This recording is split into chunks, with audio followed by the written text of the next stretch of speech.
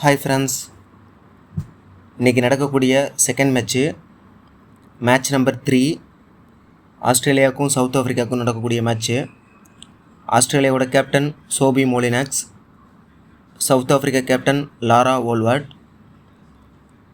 இன்றைக்கி மேட்சோட சுச்சுவேஷன் எப்படி இருக்கும், யார் வின் பண்ண போகிறாங்கன்னு நம்ம அஸ்ட்ராலஜி படி பார்த்துடலாம். இன்றைக்கி சாட்டர்டே.